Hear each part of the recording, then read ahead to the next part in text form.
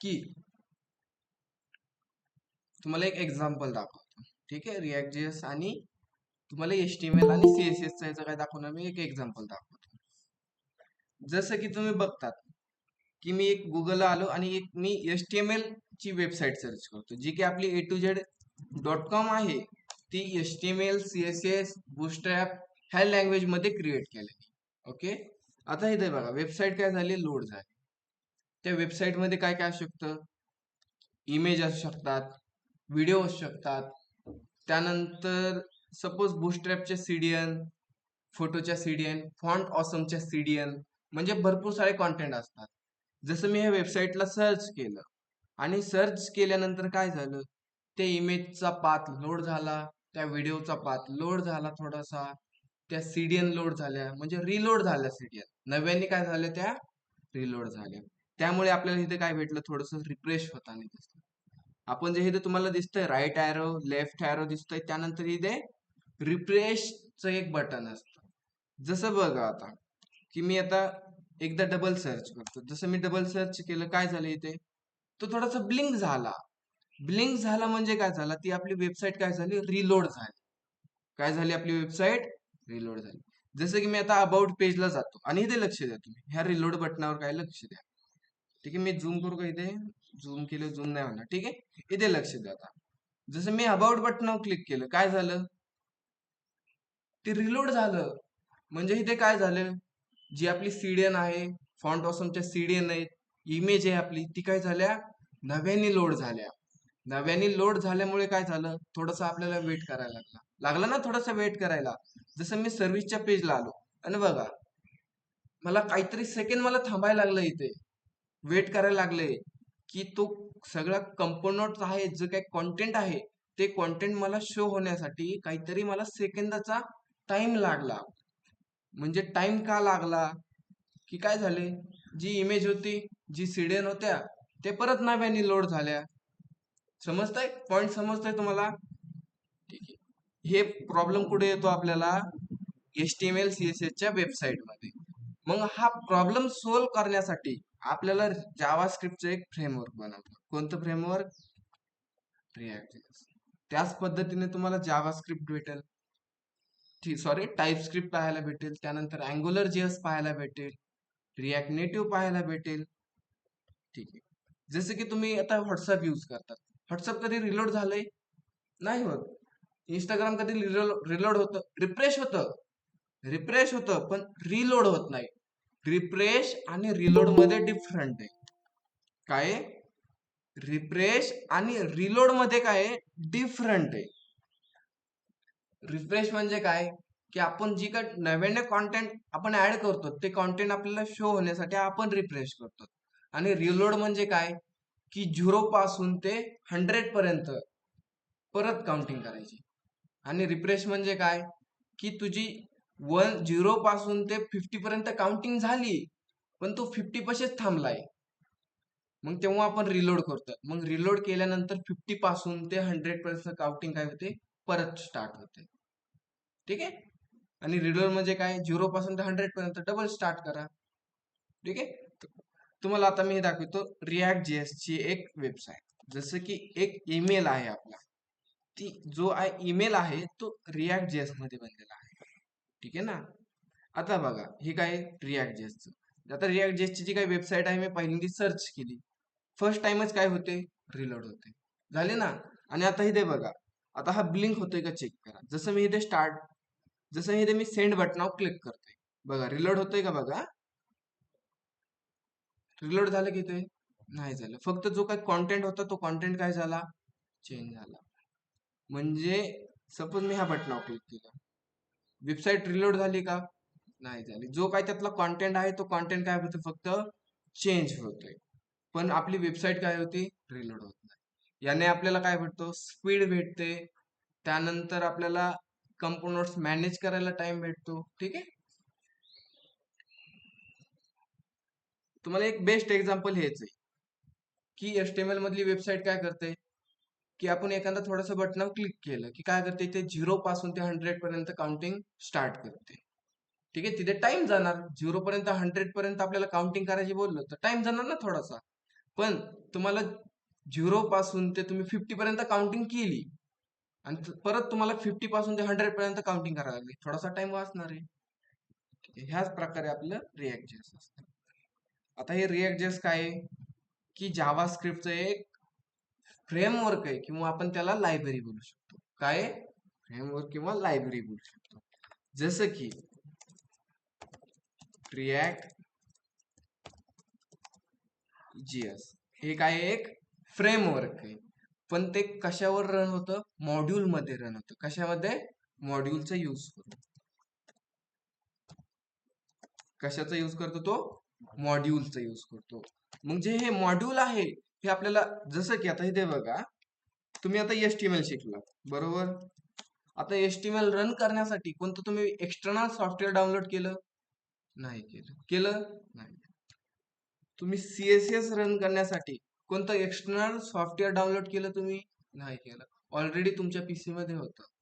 बरं, JavaScript run करण्यासाठी तुम्ही एक्सटर्नल कोणतं सॉफ्टवेअर इन्स्टॉल केलं? नाही केलं. पण जेव्हा कधी तुम्ही बॅकएंडला गेला असता, जसं की जावा रन करण्यासाठी तुम्ही एखादं सॉफ्टवेअर घेतलं असेल, जसं की एक्झाम्पल JDK सॉफ्टवेअर लागतं जावास्क्रिप्ट रन करण्यासाठी. जसं की तुम्ही PHP रन करायला गेला असता, तर PHP रन करण्यासाठी एक सॉफ्टवेअर लागतंय. परत बघा, पायथॉन रन करायला गेलात तर पायथॉन रन करायला पण एक सॉफ्टवेअर लागतं ना. तुम्ही PC मध्ये वेबसाईटला जात असताना गुगलला, आणि असं काहीतरी पायथॉन सॉफ्टवेअर सर्च करत असताना आणि डाउनलोड करत असताना, तेव्हा तुमच्या PC मध्ये काय होतं? रन होतं. जसं तुम्ही सी लँग्वेज रन करायला गेला, सी साठी पण एक MinGW म्हणून एक सॉफ्टवेअर लागतं. जसं की तुम्ही Node.js पाहिलं असेल, Node.js रन करण्यासाठी एक Node.js सॉफ्टवेअर लागतंय. म्हणजे काही लँग्वेज आहेत की त्यांना काय रन करण्यासाठी सॉफ्टवेअर लागतंय. जसं की तुम्ही HTML, CSS, जावास्क्रिप्ट ह्यांना रन करण्यासाठी कोणतं एक्सटर्नल सॉफ्टवेअरची गरज नाही पडली. पण आपल्याला रिएक्ट.जेएस काय आहे हे आपल्याला आता, ही पण एक जावास्क्रिप्ट आहे. हे पण काय आहे? रिएक्ट.जेएस पण ही पण एक जावास्क्रिप्ट आहे. पण ही जावास्क्रिप्ट ऍडव्हान्स जावास्क्रिप्ट आहे. काय हे? ऍडव्हान्स जावास्क्रिप्ट आहे. जसं की तुम्ही बघता अँग्युलर.जेएस ऍडव्हान्स जावास्क्रिप्ट आहे. काय हे? फ्रेमवर्कच आहे, पण आपण ह्याला रिएक्ट.जेएस बोलतो. रिएक्ट.जेएस काय आहे? जावास्क्रिप्टचं एक फ्रेमवर्क आहे किंवा एक जावास्क्रिप्ट मॉड्यूल आहे असं आपण बोलतो. बघा, त्याच प्रकारे अँग्युलर.जेएस पण एक काय? जावास्क्रिप्टचं फ्रेमवर्क आहे. मग आपण त्याला बोलू शकतो जावास्क्रिप्ट काय? ऍडव्हान्स आहे. त्यानंतर टाईप स्क्रिप्ट असते.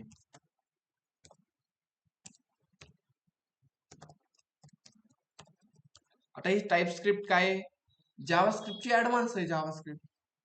त्यानंतर तुम्ही बघा नेटिव्ह आहे. ठीक आहे, हे काय? जावास्क्रिप्टचे ऍडव्हान्स आहेत. काय हे? जावास्क्रिप्टचे ऍडव्हान्स आहेत. मग आपल्याला जावास्क्रिप्ट काय करायचे? आता ऍडव्हान्स रन करायचे. आपल्याला जावास्क्रिप्ट रन नाही करायची, फक्त जावास्क्रिप्ट आपल्याला काय करायची? ऍडव्हान्स जावास्क्रिप्ट रन करायची. मग आपल्याला रन करण्यासाठी आपल्याला काय करायला लागले? रिएक्ट.जेएस चे मॉड्यूल इम्पोर्ट करायला लागणार. काय करायला लागणार आहे आपल्याला?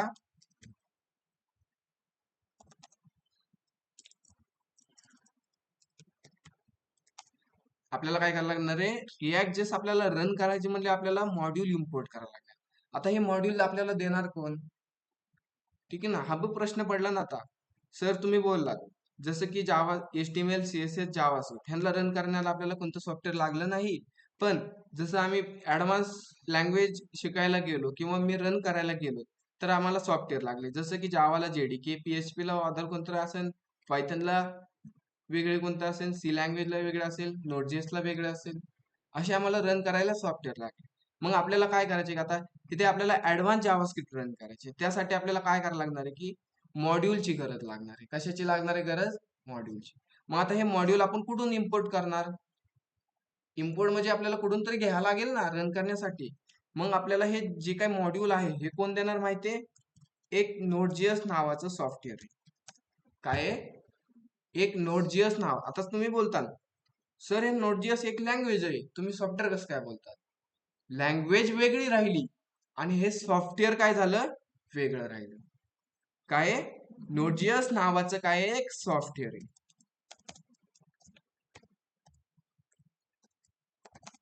नोड.js नावाचं काय आहे? एक सॉफ्टवेअर आहे. आता तुम्ही म्हणता ही लँग्वेज नाही बरं का, हे एक सॉफ्टवेअर आहे. लँग्वेज वेगळी राहिली, ही नोड.js जी काही लँग्वेज असेल ती वेगळी असेल, ते मला माहित नाही. पण मला एकच माहिती आहे की एक नोड.js नावाचं सॉफ्टवेअर आहे. आणि ते सॉफ्टवेअर काय करतं की जे आपल्याला मॉड्यूल लागणार आहे, जे आपल्याला गोष्टी लागणार आहेत, ते आपल्याला काय करणार? तो प्रोव्हाइड करणार. कोण प्रोव्हाइड करणार आपल्याला जे गोष्टी लागणार? ते नोड.js सॉफ्टवेअर. ओके. आता हे नोड.js सॉफ्टवेअर कसं डाउनलोड करायचं तुम्हाला ते सांगतो. आता ऑलरेडी काही जणांकडे असेल, काही प्रॉब्लेम नाही. पण आता सर बोलतात तुम्ही आता हे आम्हाला माहिती आहे ऑलरेडी, पण तरी पण सांगतात. आता तुम्हाला माहिती आहे, पण काही स्टुडंट पायथन करून आलेत, काही PHP करून आलेत, काही डायरेक्ट नोड.js करून नाही आले. ठीक आहे, त्यांच्याकडे सॉफ्टवेअर नसेल, मग त्यांच्यासाठी मी सांगतोय आता. ठीक आहे, ज्याच्याकडे नसेल त्यांनी डाउनलोड करायची. ठीक आहे, जसं की आता ही नोड.js मला सॉफ्टवेअर डाउनलोड करायची. का डाउनलोड करायची? की मला React.js रन करायची, आणि रन करण्यासाठी मला मॉड्यूलची गरज आहे. आणि ती मॉड्यूल मला कोण देणार? हा नोड.js सॉफ्टवेअर. मग आता हे सॉफ्टवेअर डाउनलोड कसं करायचं? काय करायचं? सिम्पल, लेंथी काहीच नाही. काय करायचं? गुगलला यायचं, आणि गुगलला आल्यानंतर इथे सर्च करायचं तुमच्या सॉफ्टवेअरचं नाव. आपलं सॉफ्टवेअर कोणतं आहे? नोड.js. आणि एंटर बटनावर करायचं क्लिक. जी काही तुम्हाला पहिली वेबसाईट दिसेल त्या पहिल्या वेबसाईटवर क्लिक करायचं. आला माझ्या पुढे एक असा इंटरफेस, काही नाही. इथे बघा, इथे काय दिसतंय? Run JavaScript everywhere. काय आलं इथे? Run JavaScript. आपल्याला नोड.js चा काय संबंध आहे का? नाही. आपल्याला ऍडव्हान्स जावास्क्रिप्ट रन करायची. काय करायची आपल्याला? ऍडव्हान्स जावास्क्रिप्ट रन करायची. जसं की मी तुम्हाला सांगितलं, ऍडव्हान्स जावास्क्रिप्ट कोणती कोणती? React.js आहे, AngularJS आहे, TypeScript आहे. हे सगळ्या काय येतं? ऍडव्हान्स जावास्क्रिप्ट आहे. मग आपल्याला काय करायची? ऍडव्हान्स जावास्क्रिप्ट रन करायची. आपल्याला संबंध बाकी काय? नोड.js संबंध नाही, काही नाही, काही नाही. आपल्याला ऍडव्हान्स जावास्क्रिप्टचा संबंध. मग त्यासाठी आपल्याला रन करण्यासाठी एक नोड.js सॉफ्टवेअर लागते.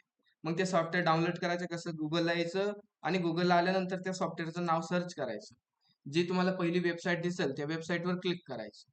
तुमच्या पुढे असा इंटरफेस दिसेल, रन जावास्क्रिप्ट एव्हरीवेअर, आणि इथे गेट नोड.js दिसेल. इथे फक्त तुम्ही काय करायचं? क्लिक करायचं. आता ही नोड.js लँग्वेज ना सॉफ्टवेअर आहे आपलं. असा इंटरफेस ओपन झाला की इथे विंडो इन्स्टॉलर नावाचं बटन दिसेल. ह्या बटनावर तुम्ही क्लिक करायचं. जसं तुम्ही ह्या बटनावर क्लिक करता, काय होईल की तुमच्या पीसी मध्ये 31 MB चं काय होईल? एक सॉफ्टवेअर इन्स्टॉल. काय होईल? Software install. ज्याच्याकडे नाही त्यांनी 2 मिनिटात सॉफ्टवेअर डाउनलोडला टाकतात.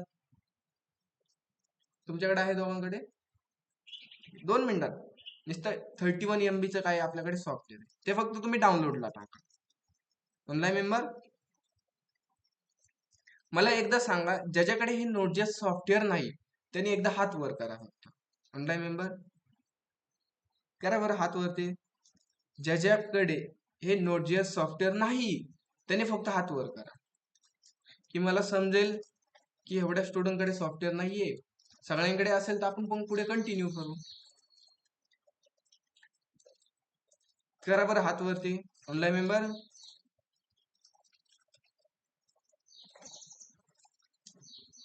अरे हात वर करायचे, इथे बटन आहे बघा, इथे रेड बटनच्या एक बटन सोडून इथे बटन आहे, हे बटन फक्त क्लिक करायचे तुम्हाला. करा बरं, सर्वांकडे आहे ऑनलाईन मेंबर.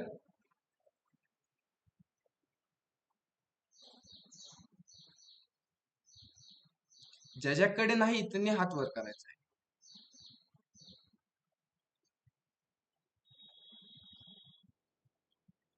ठीक आहे, म्हणजे याचा अर्थ सगळ्यांकडे सॉफ्टवेअर आहे. ठीक आहे, नसेल तर मी सांगतो तुम्हाला. काय डाउनलोड केलं, डाउनलोड केल्यानंतर तुमच्या डाउनलोड फोल्डर मध्ये काय होईल? एक असं सॉफ्टवेअर इन्स्टॉल होईल. आलं इथे माझे. ह्या सॉफ्टवेअरला काय करायचं? डबल क्लिक करायचं. डबल क्लिक केलं, काही नाही करायचं. नेक्स्ट, परत नेक्स्ट करायची. ते नेक्स्ट नेक्स्ट नेक्स्ट, फक्त काय करायचं? चालायचं नेक्स्ट बटनावर क्लिक करायचं चालायचं, आणि लास्ट मध्ये येईल इन्स्टॉल आणि फिनिश बटन. बस, काही नाही, एवढंच आहे. जसं की मी ते बघा, नेक्स्ट नेक्स्ट नेक्स्ट, नुसतं नेक्स्ट नेक्स्ट नेक्स्ट असं तुम्ही केलं आणि फिनिश करायचं. इजी आहे. ठीक आहे, ज्याच्याकडे नाही त्यांनी डाउनलोड करून घ्या. आता माझ्याकडे ऑलरेडी आहे म्हणून मी आता करत नाही नंतर. ठीक आहे ना, माझ्याकडे ऑलरेडी आहे म्हणून मी आता ते डाउनलोड करत बसत नाही.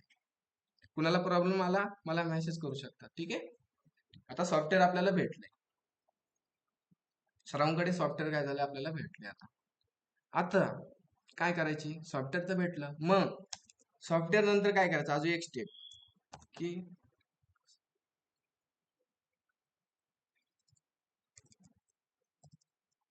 डेस्कटॉप.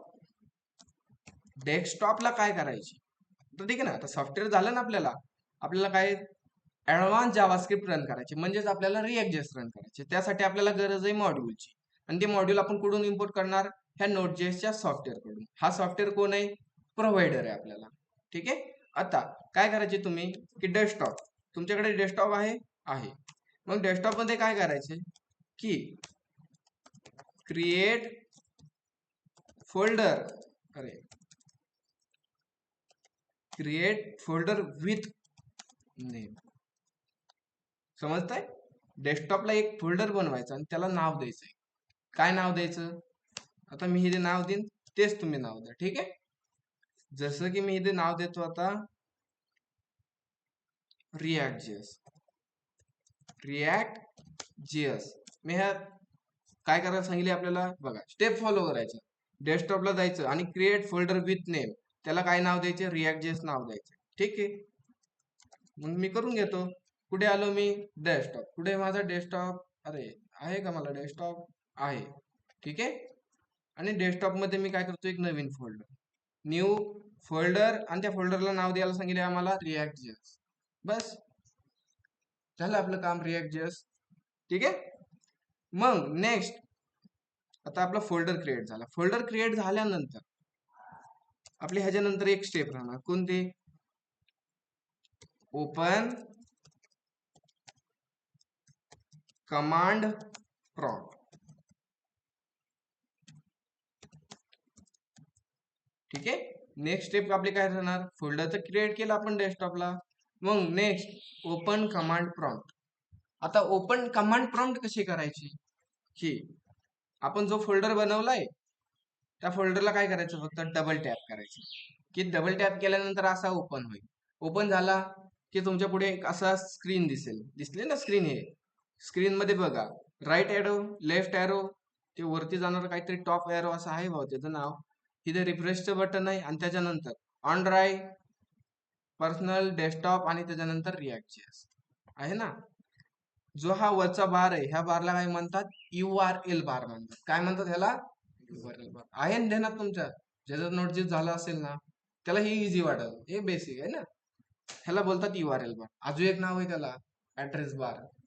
ठीक आहे ना, मग जो हा URL बार आहे त्याच्या एम्प्टी पेज वर काय करायचं, क्लिक करायचं, आणि ते राईट करायचं CMD, आणि एंटर बटनावर काय करायचं, क्लिक करायचं. जसं तुम्ही एंटर बटनावर क्लिक करताना काय होईल माहितीये, एक काळी स्क्रीन तुमच्या पुढे येईल, किंवा त्याला ब्लॅक स्क्रीन म्हणा, किंवा त्याला अजून नाव आहे कमांड प्रॉम्प्ट बोला, किंवा त्याला CMD बोला, किंवा त्याला तुम्ही अजून काय बोलू शकता, टर्मिनल बोलू शकता. ठीक आहे, भरपूर सारे नाव आहे. आता ही ओपन कशी करायची, मी याची स्टेप काय करतो, इथे राईट करतो. जसं की काय करणार मी इथे,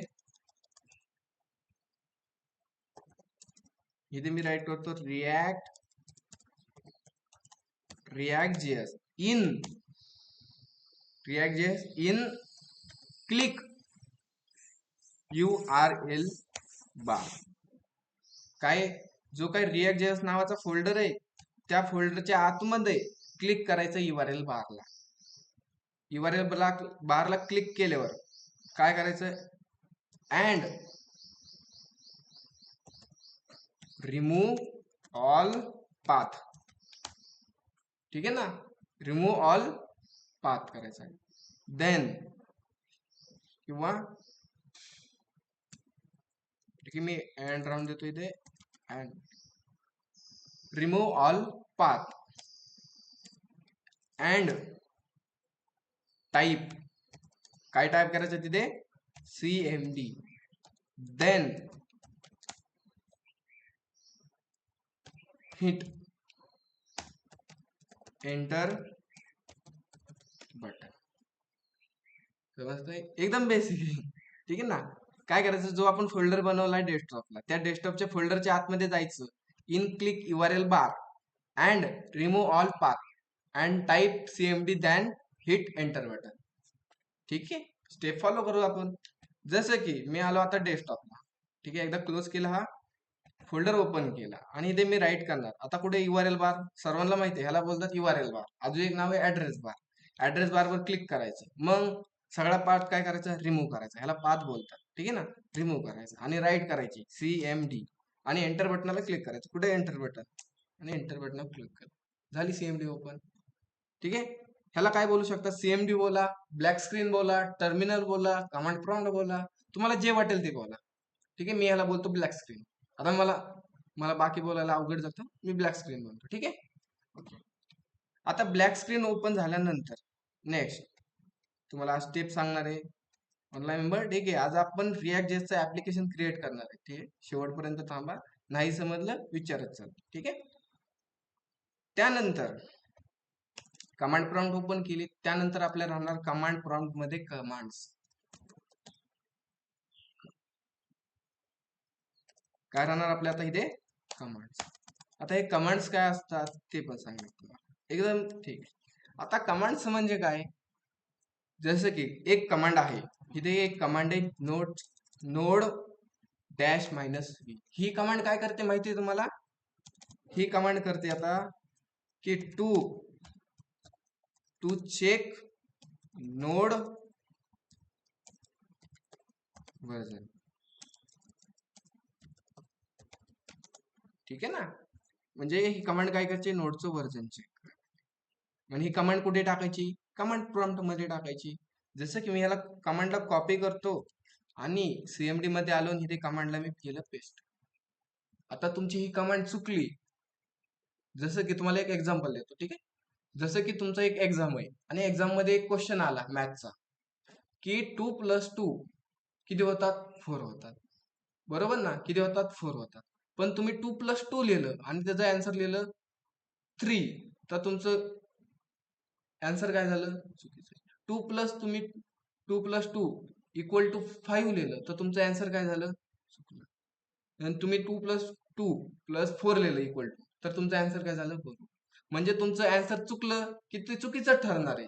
मग त्याच प्रकारे कमांडचं पण असतं. तुमची कमांड चुकली तुम्हाला आउटपुट भेटणार नाही. जसं की तुमचं आन्सर चुकलं की तुम्हाला मार्क भेटत नाही. ठीक आहे ना. त्याच प्रकारे तुमची कमांड चुकली तुम्हाला रिझल्ट दिसणार नाही. ओके. जसं मी या कमांडला करतो एंटर. जसं मी एंटर केलं, आलं मला इथे व्हर्जन माझं नोट.js सॉफ्टवेअरचं. काय व्हर्जन माझं, 24.15.0 असं माझं काहीतरी व्हर्जन आहे. ऑनलाईन मेंबर तुमचं मला सांगतात कोणतं व्हर्जन आहे. मला एकदा चेक करायचे सगळ्यांचं जे व्हर्जन आपल्याला पाहिजे ते आहे की नाही. मला मेसेज बॉक्समध्ये पाठवतात.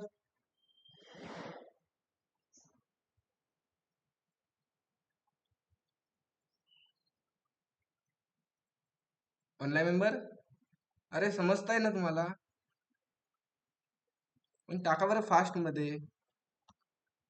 व्हर्जन काय आहे, चुकीचं आहे. 2च्या पटीतलं म्हणजे कसं की 2, 4, 6, 8 नंतर 10, 12 ह्या पटीतलं आपलं काय असेल, अपडेट साठी कोणती कमांड आहे. ठीक आहे. त्या नोट.jsच्या तुम्ही वेबसाईटला जाऊन बघू शकतात की अपडेटच्या कमांड तुम्हाला देईल.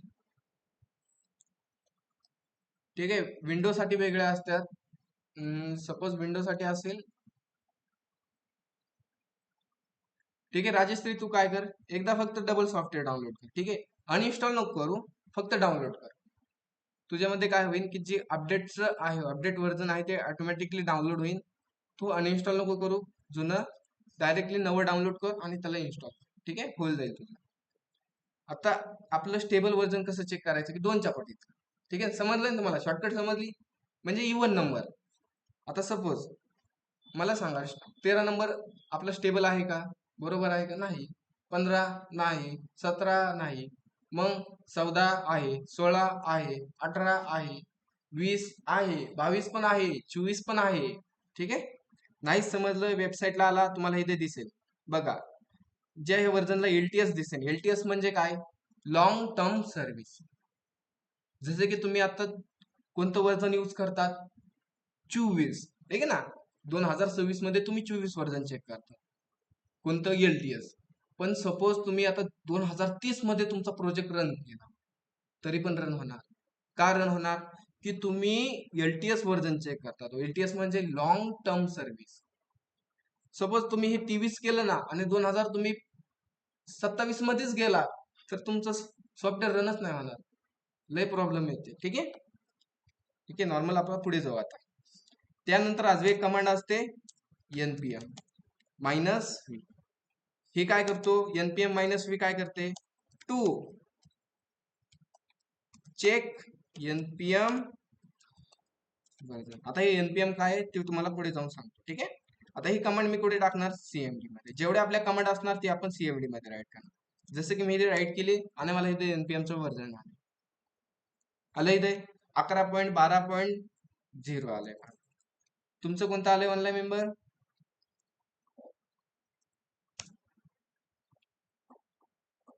तुमचं कोणतं येतंय?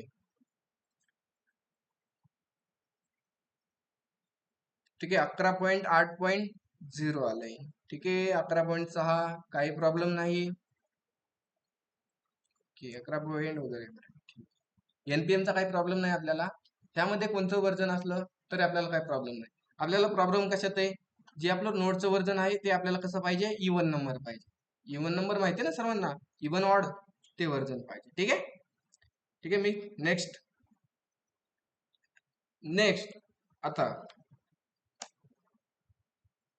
नेक्स्ट आता आपण एडिटर बद्दल बोलणार आहे. ठीक आहे.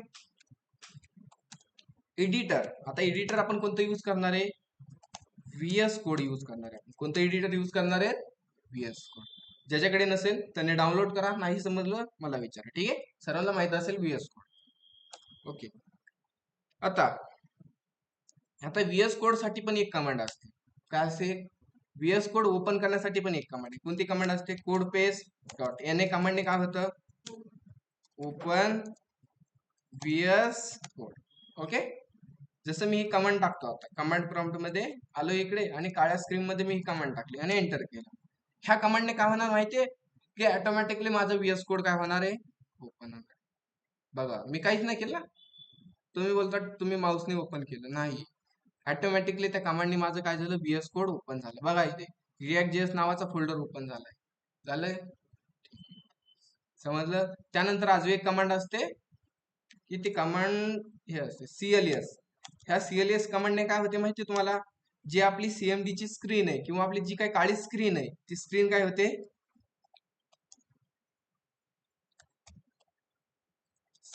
क्लिअर स्क्रीन होते. ठीक आहे. जसं मी ही कमांड टाकतो, आलो ह्या काळ्या स्क्रीन मध्ये CLS कमांड टाकली आणि एंटर केलं, झाली क्लिअर माझी स्क्रीन. ठीक आहे. हे तर समजलं असेल सर्वांना.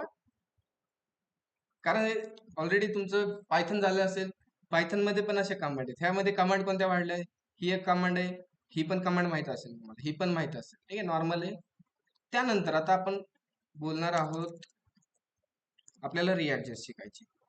ओके. मग React.js शिकण्यासाठी आपल्याला काय करायला लागेल? शिकायचे आपल्याला. ते बरोबर आहे, तुम्हाला माहिती आहे, मला पण माहिती आहे तुम्हाला आपला React.js शिकायचं आता. पण आता आपल्याला React.js रन करायची. रन करण्यासाठी आपल्याला काय कशाची गरज आहे? मॉड्यूलची गरज आहे. मॉड्यूल आपल्याला काय करायला लागतील? इम्पोर्ट करायला लागतील. कुठून इम्पोर्ट करणार आपण? ह्या Node.js सॉफ्टवेअर मध्ये. आणि हे काय करणार? आपल्याला सॉफ्टवेअर प्रोव्हाइड करणार. मग मी इथे काय करतो? एक लाईन लिहितो. इथं लाईन मध्ये मी काय सांगणार? इन्स्टॉल रिॲक्ट मॉड्यूल्स असं मी राईट करतो. ठीक आहे. React modules.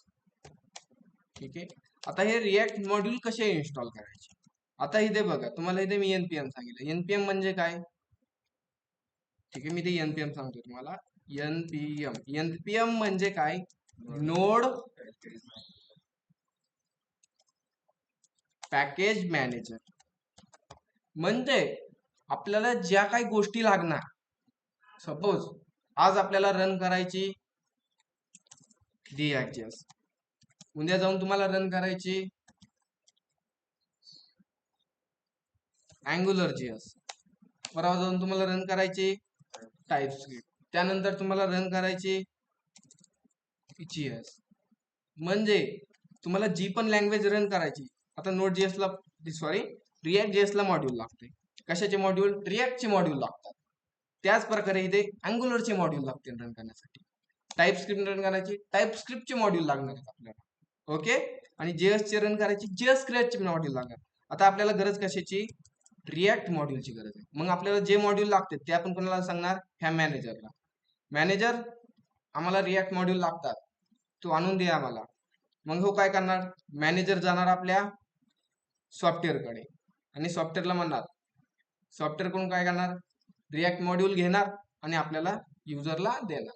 मग आता हे घ्यायचे कसे? ही ह्यासाठी एक कमांड आहे. ठीक आहे. कमांड काय आहे की तुम्हाला सांगतो. इथे कमांड अशी, नोड मॅनेजर काय करतो माहितीये की इन्स्टॉल कर.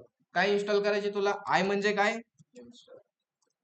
शॉर्टकट लिहितोय मी. ठीक आहे. जसं आपण npm चं काय लिहिलंय, इथे मी नोड पॅकेज मॅनेजर लिहिलंय का? नाही ना, शॉर्टकट वापरतोय आपण. मग इथे मी npm केलं. आय म्हणजे इन्स्टॉल, -g म्हणजे ग्लोबल. त्यानंतर आपल्याला काय इन्स्टॉल करायची? Create react app. झाली ही कमांड. आणि ही कमांडला रन करायची CMD मध्ये. आता ही कमांड मी तुम्हाला देणार आहे. ठीक आहे. आता लगे घाई करू नका. ही कमांड मी कॉपी करतो आणि आपल्या ब्लॅक स्क्रीन मध्ये मी टाकतो. आता ही कमांड रन करण्यासाठी, आता इथे बघा, जसं आपल्याला ही इन्स्टॉल करायची, काय करायची? इन्स्टॉल. मग ही इन्स्टॉल करण्यासाठी तुमच्या पीसीला इंटरनेटची रिक्वायरमेंट आहे. तुमच्या पीसीला इंटरनेट कनेक्ट नसेल तर ही कमांड वर्क होणार नाही. आणि जसं मी एंटर बटनावर क्लिक केलं, बघा आता माझ्यासाठी मॉड्यूल इन्स्टॉल होऊ राहिले. झाले का मॉड्यूल इन्स्टॉल? आता माझ्या पीसीला नेटवर्क कनेक्ट आहे म्हणून माझे मॉड्यूल इन्स्टॉल झाले. ओके. मग एकदा ही मग कमांड रन करतात तुम्ही ऑनलाईन मेंबर ब्लॅक स्क्रीन मध्ये जावास्क्रिप्ट रन करण्यासाठी. ऍडव्हान्स जावास्क्रिप्ट म्हणजे काय? रिॲक्ट. ओके. आता त्यानंतर आता आपले मॉड्यूल आले, आपण आता काय करू शकतो? रिॲक्टचं ऍप्लिकेशन रन करू शकतो. मग मी इथे एक लाईन राईट करतोय एक, आता create react JS project. Okay.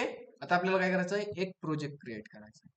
मग ह्याची कमांड आहे, काय ह्याची कमांड आहे. आता हे कमांड कुठे भेटेल आपल्याला?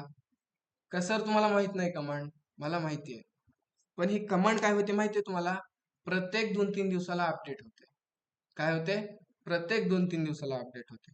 आता मी ध्यानात ठेवली, 2019 मध्ये मी ध्यानात ठेवली. मला माहिती आहे npm आय किंवा npm क्रिएट रिॲक्ट ऍप ही कमांड होते 2019 मध्ये. पण आता हे नवीनच कमांड आली. ओके. मग आता हे नवीन कमांड कडून बघायची. हे काय करायचं माहितीये तुम्हाला? To open browser and search white.dew. काय करायची?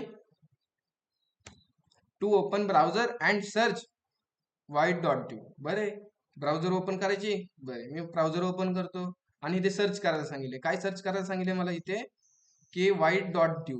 बरे, आलो मी ब्राउझरला आणि इथे ब्राउझरला मी, ठीक आहे, हे क्लोज करतो. आता इथे मी सर्च करतो. काय सर्च करायला सांगितले मला? white.dew आणि एंटर बटनावर क्लिक करायचं.